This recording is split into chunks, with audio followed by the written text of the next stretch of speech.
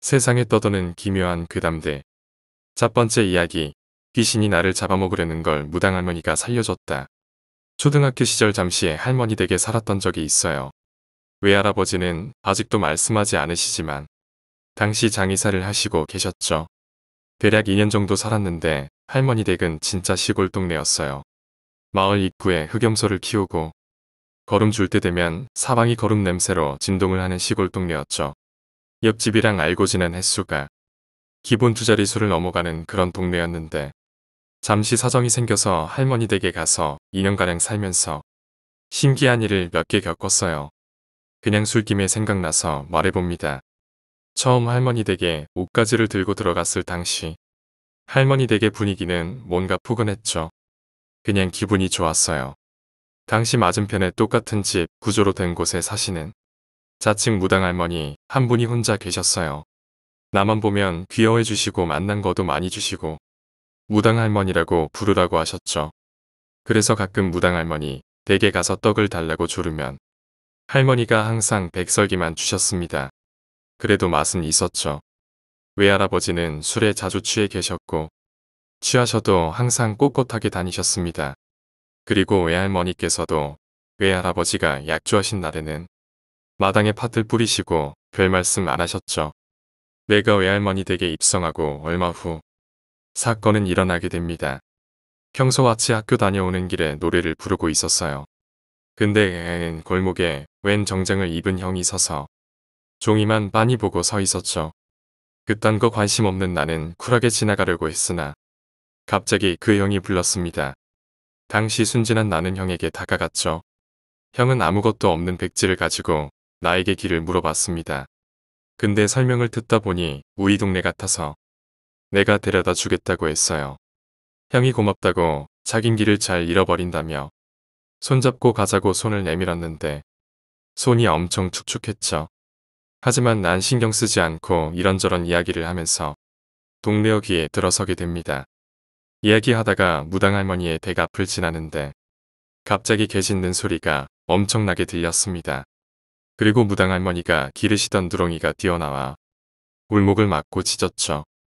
누렁이가 짖는 건 처음 봐서 신기한 나머지 그 형한테 말을 걸려고 한순간 진짜 나는 심장이 멎는 줄 알았습니다. 정장 입은 사내는 어디론가 가고 발이 허공에 둥둥 떠 있고 목은 기괴하게 꺾인 이상한 사람이 보랏빛 혀를 아주 길게 늘어뜨리고 나는 그 혀를 잡고 있었던 거였죠. 고개도 움직이지 않고 눈알만 굴려서 눈이 마주치는 순간 본능적으로 위기를 직감했습니다. 근데 사람이 자기를 향해 다가오는 차를 보면 얼어붙는 것처럼 나도 그 자리에서 얼어붙어서 서로 마주보는 상태가 되어버리게 됩니다. 시간이 얼마나 지났는지 모르겠는데 무당 할머니네 누렁이가 내 바짓가랑이를 물고 잡아당겼죠. 시겁해서 혀를 털어내려고 손을 타는데 털어지지 않았습니다. 개한테 끌리다시피 해서 할머니 댁에 들어가려고 하는데 순간 혀가 잡아당기는 힘이 강해지면서 나를 눈이 튀어나올 듯이 쳐다봤죠. 바로 그 순간 무당 할머니께서 내 뺨을 엄청난 힘으로 갈기셨습니다. 시퍼런 놈의 새끼가 라고 그 보랏빛 혀귀신을 보면서 욕을 내뱉으신데 보랏빛 혀가 갑자기 사라집니다. 그리고 나에게 떡이나 먹고 가라고 백설기를 주시는데 무당 할머니 앞에서 이야기를 하며 펑펑 울었죠. 무당 할머니는 괜찮을 거라고 하시면서 복주머니 하나를 주셨습니다. 집에 가서는 열어도 괜찮은데 집에 가는 길에는 절대 열지 말라고 당부하셨죠. 어차피 바로 앞집이라 복주머니를 받아들고 집에 가서도 열지 않고 한동안 가방에 넣고 다녔습니다. 나중에 들은 건데 그날 할아버지께서 염을 하셨다고 합니다. 목을 매달아서 자살한 청년이었는데 꽤 오래 방치되어서 얼굴이 보라색으로 변해 있었다고 하셨죠. 염을 하는데 자꾸만 입이 벌어지니까 찹쌀가루와 소금물로 경단을 주먹밥처럼 만들어서 삼배로 써서 입에 넣어주셨다네요. 이게 저승 가는 길에 먹는 일종의 식량과 비슷한 의미인데 외할아버지께선 입을 벌리는 걸 배가 고프다는 의미로 받아들인다고 합니다. 그래서 크게 경단을 뭉쳐서 넣어두신 건데 보랏빛 귀신이 그것도 모자라서 날 식량 삼으려고 데리러 온 거라고 들었죠. 무당 할머니가 백설기만 빚으시는 이유도 지나가는 길에 배고픈 귀신이 있으면 사람한테 해코지하지 말고 백설기나 먹고 가라는 의미로 해두는 거라고 하셨습니다. 술김에 그냥 옛날 이야기 생각나서 말해봤습니다. 두 번째 이야기. 변사체가 발견된 현장에서 밤마다 조깅을 했다. 오래전에 있었던 일입니다. 계절이 여름이다 보니 휴가철도 다가오고 해서 살이나 좀 뺄까 하고 매일 밤 8시에서 9시 사이에 강가 바로 옆에 나 있는 산책로로 조깅을 다녔습니다. 그런데 항상 같은 자리에 까만색 스쿠터 한 대가 주차되어 있는 겁니다. 저쪽이 강가 쪽이라 평상시에도 낚시를 하시는 분들이 많습니다. 그래서 낚시를 하러 온 사람이 타고 왔겠지 하고 대수롭지 않게 생각하고 지나쳤습니다. 평상시에는 강가 쪽으로 갈 때며 잡풀들이 부성하게 자라서 낚시 의자를 펼쳐놓고 앉아있으면 사람이 있는 줄도 모를 정도거든요. 그래서 그냥 낚시꾼이겠거니 하고 지나쳤습니다. 그러기를 일주일. 좀 이상하더군요. 항상 같은 자리에 그대로 주차가 되어 있는 겁니다. 집에 가서 어머니한테 그 얘기를 했습니다. 이상하다고 말이죠. 오토바이가 같은 자리에 일주일째 계속 있다고 말했습니다. 그냥 우스갯소리로 누가 낚시하다 쓰러져서 죽기라도 한 거 아니냐고 하면서 어영부영 넘어갔네요. 그리고 그날 저녁부터 비가 갑자기 많이 쏟아져서 약 이틀 정도를 밖에서 조깅을 하지 못했습니다. 일요일 새벽부터 비가 그쳤길래 주말이고 해서 그날은 이른 아침에 운동을 나갔습니다. 오토바이 생각이 나서 그 장소를 지나칠 때 살펴봤지만 다행히 오토바이가 없더라고요. 주인이 타고 갔구나 싶어서 내심 안심이 됐습니다. 그리고 사나흘 지나서 친구들과 오랜만에 저녁을 같이 먹게 됐는데 저희 동네에서 변사체가 발견됐다는 얘기가 한 친구를 통해서 나왔습니다. 그때는 사람 사는 동네에 그런 일도 있을 수 있지 하고 대수롭지 않게 넘어갔습니다. 그리고 다음날 저녁에 운동하면서 그 장소를 지나치는데 갑자기 일주일이 넘도록 한자리에 주차되어 있던 오토바이가 생각이 나더라고요. 그래서 어제 변사체 발견됐다는 얘기를 꺼냈던 친구한테 전화해서 혹시나 하고 물어보니 제가 매일같이 지나다니던 그 자리가 맞답니다. 지역신문에서 봤다는데 땡볕에 파라솔도 없이 낚시를 하시던 할아버지 한 분이 쓰러져서 돌아가셨다고 하네요. 혼자 사시던 분이라 사건 당일에 아무도 눈치를 채지 못하고 사나흘 정도 지나서 다른 지역에 사는 아들이 실종신고를 하고 이틀 있다가 발견됐다고 하더라고요. 그 뒤로는 그리로 밤에 조깅을 안 갑니다. 헬스장을 끊고 러닝머신이나 달리고 있네요. 두 번째 이야기. 나는 헛것을 잘 보는 사람이다. 저는 흔히들 말하는 헛것을 잘 보는 타입의 사람입니다. 즉, 귀신을 보는 체질이죠. 지금부터 제가 여러분들이 흥미있어 할지도 모를 이야기 면서지를 들려드리겠습니다. 첫 번째, 봉구. 솔직히 정확한 이름은 기억이 나질 않습니다. 그 소녀는 항상 반바지에 흰 러닝셔츠를 걸치고 있었죠. 한 손엔 회색 나무 막대를 들고 항상 개울가에 풀숲을 뒤지고 다녔었습니다. 이름이 대충 봉구였나 했던 것 같지만 딱 떨어지는 이름은 이제 너무 먼 옛날의 일이라 기억나지 않습니다. 제가 겪었던 거의 모든 경험담들이 그렇듯 떠올리는 횟수를 더할수록 기억은 희미해져 버리는 것 같더군요. 충격적인 것일수록 더 그렇습니다. 그러니 편의상 그냥 봉구라고 부르지요. 하지만 뚜렷하게 기억납니다. 그 꼬질꼬질한 러닝셔츠가 빡빡 밀었던 까까머리, 그리고 어리숙한 표정과 쌍꺼풀이 없는 눈, 그 안에서 대굴대굴 굴러다니던 회색 눈동자까지도요. 그 아이는 마을의 또래 친구들이 없던 제게 거의 유일에 가까운 친구였습니다. 그 아이는 항상 낮은 쌀이 대문 앞까지 쥐뼛쥐뼛하게 걸어와서는 아주 낮고 조용한 목소리로 저를 불러내곤 했습니다. 뱀 잡으러 가자. 봉구는 충치투성이의 이빨을 보이며 웃었습니다. 그 아이는 실로 마을 내에 모르는 곳이 없을 정도로 해박했고 저는 그런 봉구를 따라다니며 노는 것을 즐겼습니다. 어느 날 해가 지도록 함께 풀숲을 헤매다가 문득 한눈을 판 사이 봉구를 놓치고 말았습니다. 한참을 이름을 부르며 헤맸지만 봉구는 나타나질 않았습니다. 결국 혼자 집으로 돌아오려다 길을 잃고 말았지만 얼마 지나지 않아 어른들의 손에 붙들려 집에 돌아올 수 있었습니다. 저는 어머니께 혼쭐이 났고 그것을 알았는지 얼마간 봉구는 저희 집 사리 문 앞에 나타나질 않았습니다. 그렇지만 저는 밤마다 괴이한 영상들과 소리들의 잠을 설쳤지요.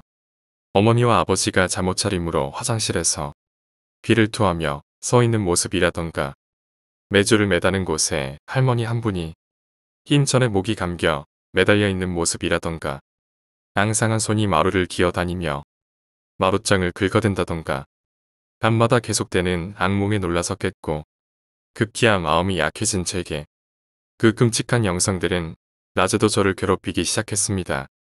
마당에서 혼자 소꿉놀이를 하다 판 구멍 속에 사람 눈알이 보이더군요.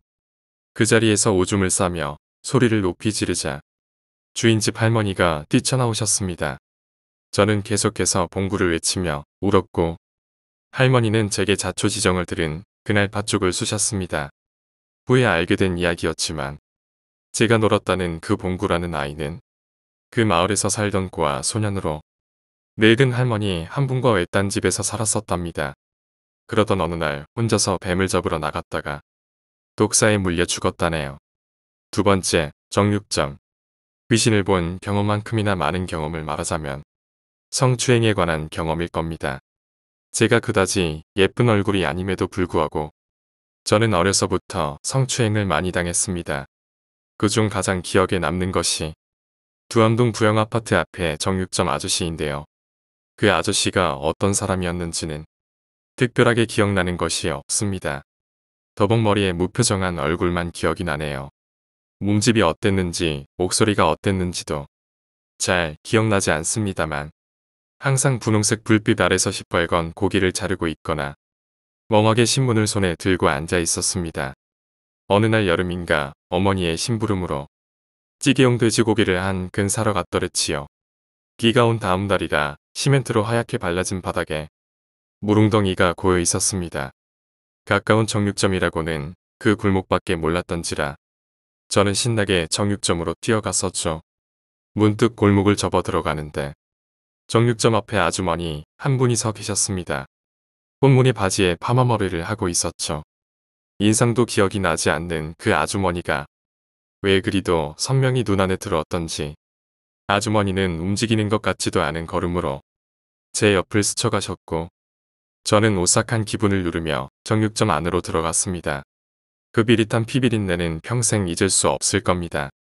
정육점 안의 불빛은 유난히 붉은 선홍빛이었고 아저씨의 얼굴은 기괴한 색으로 번들거리고 있었습니다. 고기 한 근을 주문하자 아저씨는 묵묵히 붉은 고기를 썰기 시작했고 묘한 분위기에 압도되어서였을까요. 저는 자꾸만 아저씨와 마주치게 되는 시선을 피해 고개를 돌렸습니다. 은빛 냉장고가 열려 있더군요. 그 안에 여자애가 있었습니다. 분명히 봤다고 생각했지만 지금도 확실하지가 않습니다. 검은 눈동자에 그 시뻘건 불빛 속에서도 흑백으로 보였던 그 여자애가 진짜 거기 있었는지 아니면 충격적인 기억으로 인해 혼란이 생겨버린 것인지는 모르겠습니다. 그러나 분명 그 은빛 냉장고 안에서 저를 내다보고 있던 소녀의 하는 빨갛고 길었습니다. 스크류바 아이스크림을 먹었을 때만큼이나 빨갰습니다. 제 정신은 멍하게 냉장고를 쳐다보던 제 손을 낚아챈 아저씨가 고기 만져볼래? 라고 물어왔죠. 동시에 아저씨는 제 손을 자기 바지 속으로 억지로 쑤셔 넣었고 저는 비명도 지르지 못한 채 굳어버렸습니다. 그 순간을 기억하면 무수히 많은 영상들이 눈앞을 스치고 지나갑니다. 작은 체구의 여자아이가 아저씨의 무릎 위에 앉아서 소리를 지르는 모습, 고기가 잘리는 모습, 그리고 빨간 전구, 턱 아래까지 나와 있는 빨간 혀, 후다닥 부리치고 식은땀에 젖어서 뛰쳐나오게 되었고 그 다음날 식육점은 문을 닫았죠. 그 자리엔 얼마 지나지 않아 문구점이 들어섰습니다.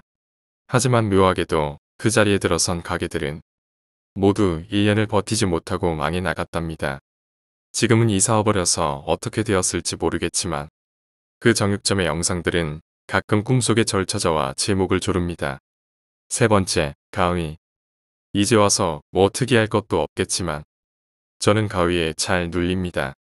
연속적으로 눌린 횟수를 셈하며 친구에게 농담을 건넬 정도로 말이죠. 한번 가위에 눌리면 몸을 움직일 수도 없고 숨 쉬는 것조차도 불편해집니다. 제가 눌리는 가위는 보통 두 종류로 일단 혈액순환 장애로 생기는 가위입니다. 보통 엄청난 소음과 심장의 두근거림, 그리고 손발이 저리는 듯한 통증 등을 동반하지요. 보통 눈을 뜨고 사방을 둘러보고 있다고 생각하지만 사실은 아직 가수면의 상태인 그런 가위입니다. 이때는 천천히 손가락에 힘을 줘 움직여 보거나 노래 가사 같은 것을 외워 정신을 집중시키면 깨어나집니다.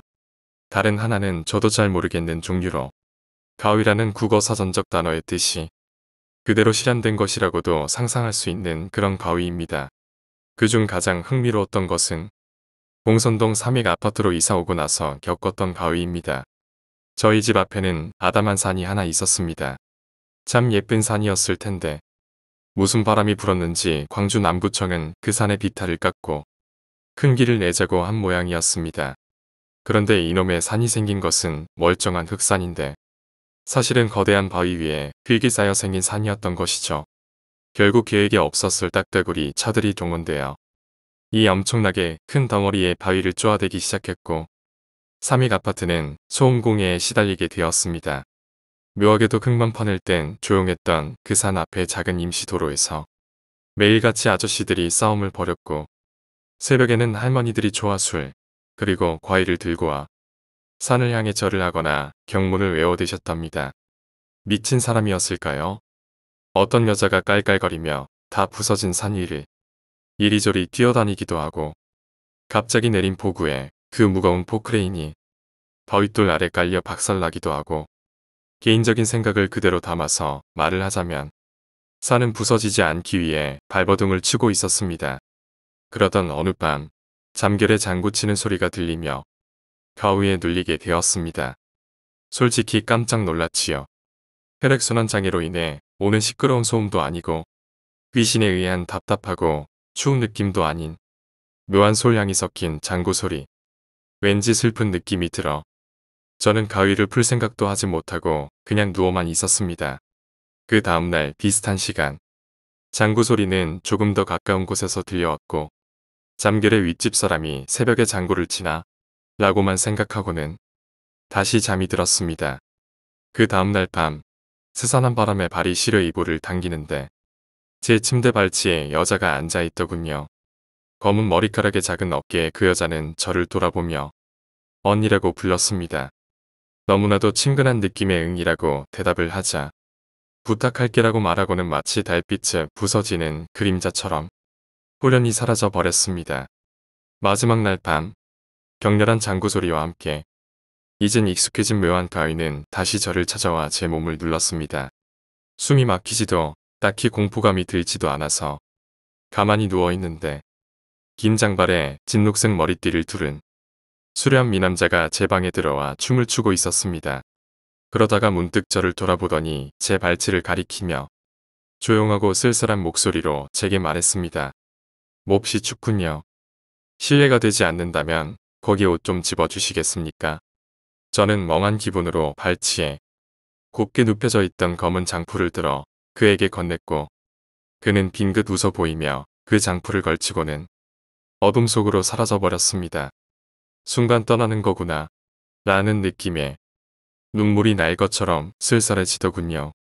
별 이유는 없었지만 저는 그날로 산에 내려가 산의 조각을 하나 주워 제 방구석에 세워두었습니다. 그래서일까요? 제 방은 그날 이후로 저희 집에서 가장 추운 방으로 변해버렸답니다. 제가 집을 비운 상태에서는 저희 집 식구들 중 저를 뺀 그 누구도 잘 수 없는 음기의 방으로 말입니다. 네 번째, 이모. 저희 어머니는 7남매 중 막내이십니다.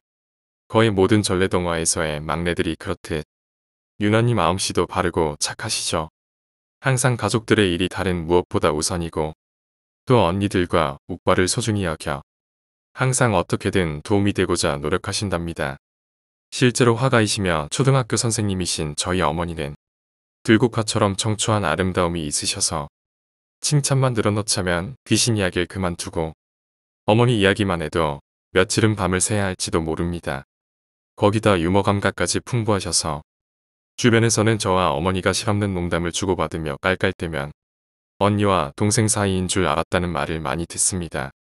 그런 어머니가 어느 날 창백해진 얼굴로 저를 부르셨습니다. 최근 돌아가신 큰 이모님이 꿈속에 자주 나타나신다나요? 저희 어머니는 어느 정도 제가 괴이한 일들과 관계가 깊은 것을 아셔서 종종 꿈 이야기나 묘한 경험들을 제게 털어놓으시고 자문을 구하시기도 합니다. 그날들은 어머니의 꿈 이야기는 실로 세상에 그런 일이나 진실 혹은 거짓에 출연해도 손색이 없을 정도로 괴이했습니다. 밤만 되면 돌아가신 큰 이모님이 어머니의 침대를 기어 올라와서는 어머니를 무덤으로 끌고 들어가려고 하거나 팔다리를 뜯어먹는다는 것이었습니다. 그 모습이 어찌나 표독스럽고 무서운지 비명을 마구 질렀지만 차마 생전에 잘 챙겨드리지 못한 큰 이모님을 털어내질 못하고 오신다는 것이었습니다.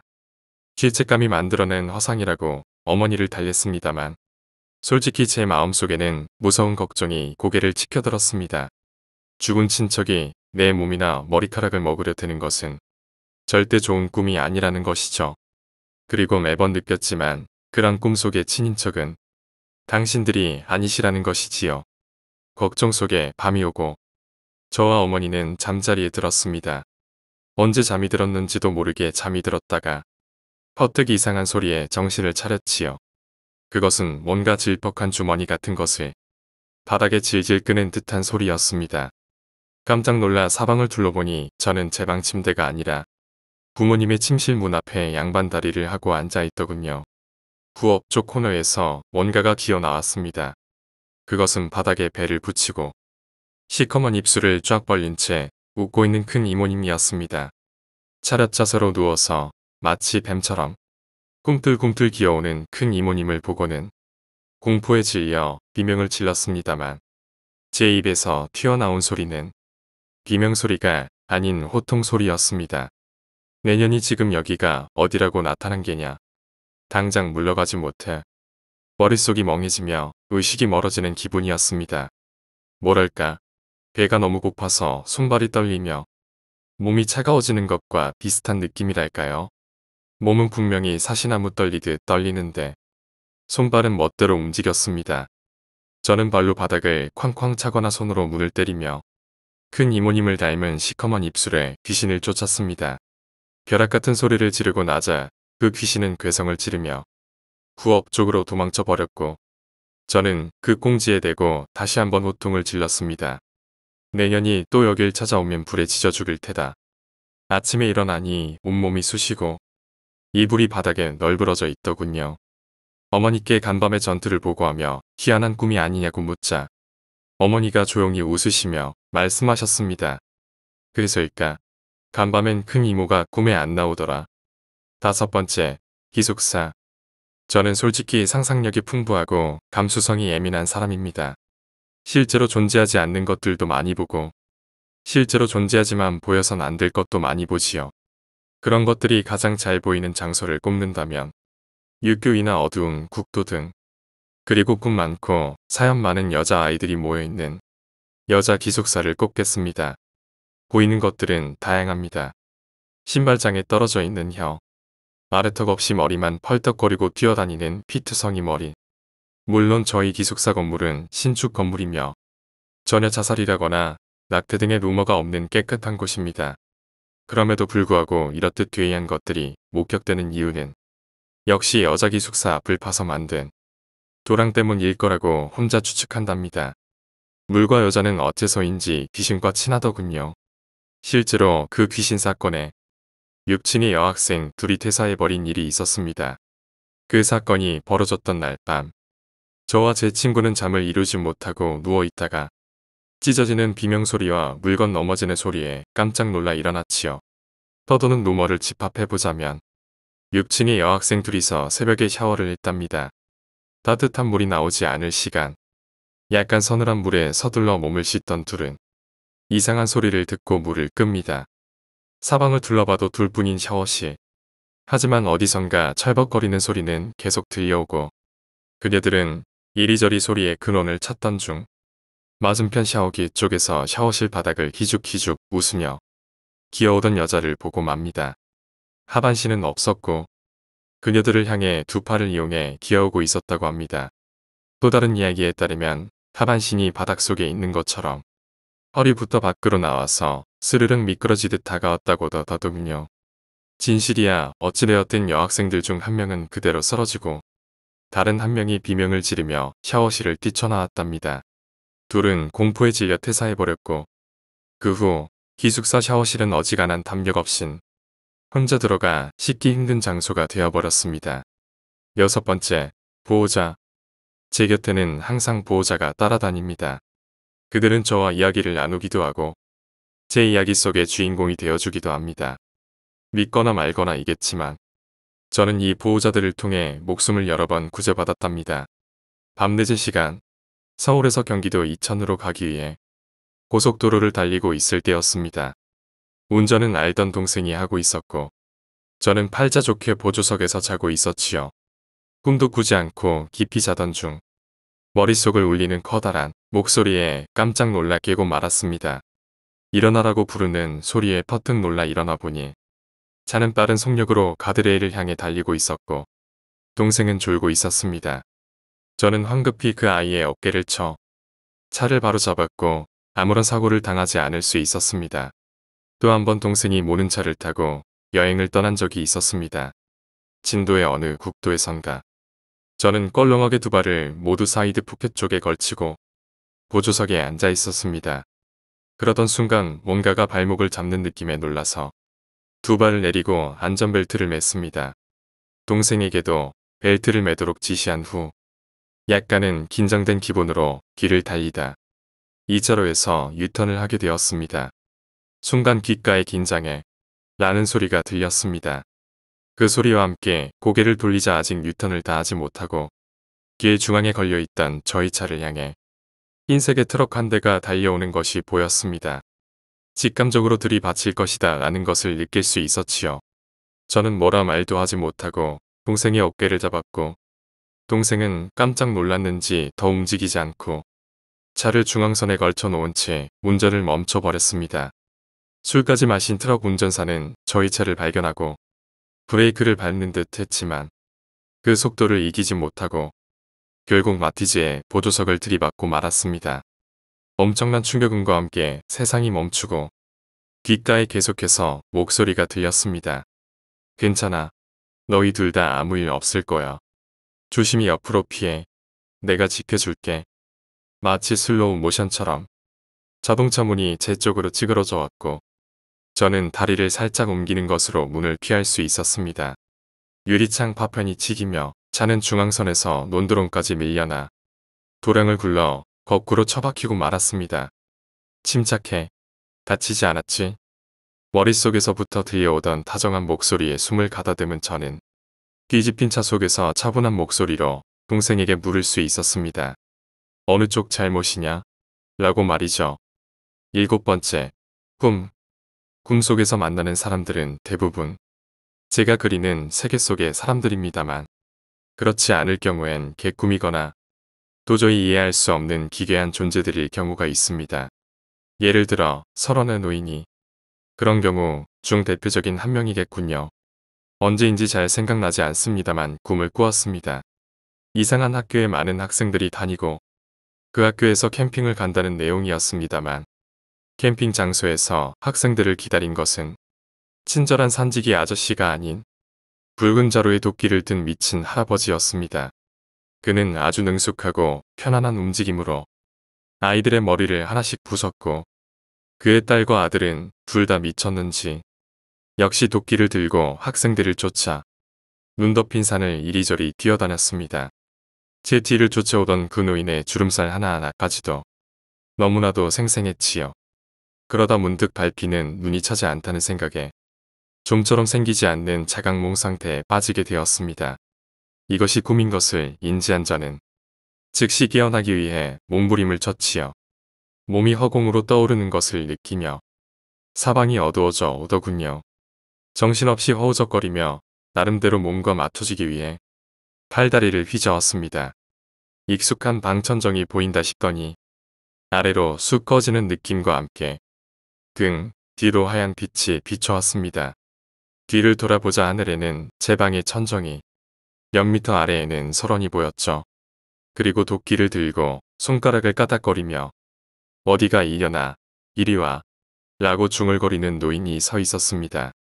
저는 미친 듯이 소리를 지르며 시영하듯 개방 천정 쪽으로 헤엄쳐 갔습니다만 차가운 바람과 함께 눈발이 날리며 몸은 점점 아래로 가라앉아만 갔습니다. 필사적으로 방의 이미지를 떠올리며 필사적으로 몸의 이미지를 떠올리며 필사적으로 엄마와 친구들을 떠올리며 방으로 나아갔지만 유쾌한 오락 프로를 구경하기라도 하는 듯 뻘골거리며 웃는 노인에게로 점점 가까워만 졌습니다. 몇 번을 방과 서론 사이에서 가위에 눌린 채 허우적거리던 저는 가까스로 터져나온 비명과 함께 깨어날 수 있었습니다. 일어나 보니 당연한 말이겠지만 제 방이더군요. 등은 식은땀에 젖어 있었고 시간은 잠에 든 지 2시간도 지나지 않은 시간이었습니다.